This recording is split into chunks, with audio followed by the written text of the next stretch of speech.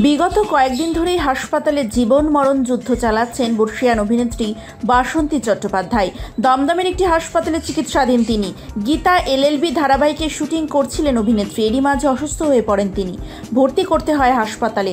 Studio পাড়াতেই শোনা যায় যে বাসন্তী চট্টোপাধ্যায়ের এক ছেলে ও এক মেয়ে থাকা সত্ত্বেও তার অসুস্থতার টাকার যোগান দিচ্ছে তার প্রাক্তন সারথি মলয় চাকি। জানা যায় যে এই প্রথম নয়, কিছুদিন আগে প্রথমবার হাসপাতালে ভর্তি হওয়ার সময় নাকি ফিক্সড ডিপোজিট ভেঙে হাসপাতালের বিল মিটিয়েছিলেন অভিনেত্রী। সাহায্য করতে এগিয়ে আসেননি তার ছেলে ও মেয়েরা। প্রথম দফায় অভিনেত্রীর হাসপাতালে বিল হয়েছিল 2 লক্ষ টাকা। সেই সময় বন্ধুদের থেকে টাকা ধার করে বিল দিয়েছিলেন অভিনেত্রীর ড্রাইভার। হাসপাতাল থেকে বাড়ি ফেরার পর সেই টাকা মিটিয়েছেন বাসন্তী দেবী নিজেই। মার্চের শুরুতেই ফের হাসপাতালে ভর্তি হয়েছেন বাসন্তী দেবী।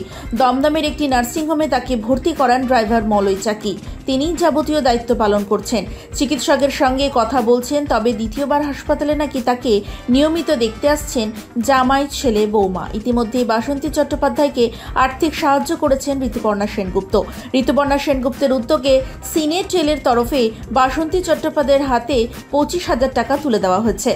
অভিনেত্রীর খোঁজ নিয়ে জানা যায়, দীর্ঘদিনের অসুস্থতা সত্ত্বেও গত 1 সপ্তাহ আগে অবধি গীতা এলএলবি ধারাবাহিকে শুটিং করেছেন অভিনেত্রী। 7 দিন আগে হঠাৎই একটু বেশি অসুস্থ হয়ে পড়েন তিনি। তাকে তড়িঘড়ি ভর্তি করা হয় হাসপাতালে। 2বার ক্যান্সারের সঙ্গে লড়াই করে বিজয়িনী তিনি। তবে তার পরিবারের তরফে জানা যায় যে এখন নানান রকম অসুস্থতা রয়েছে তার। হার্টে পেসমেকার বসানো হয়েছে, কিডনির সমস্যা রয়েছে, ইউরিন বন্ধ হয়ে গিয়েছে, শরীর ফুলে যাচ্ছে। বর্তমানে তিনি আগের থেকে ভালোই আছেন, জ্ঞান ফিরেছে তার, ধীরে ধীরে শরীরের উন্নতিও হচ্ছে।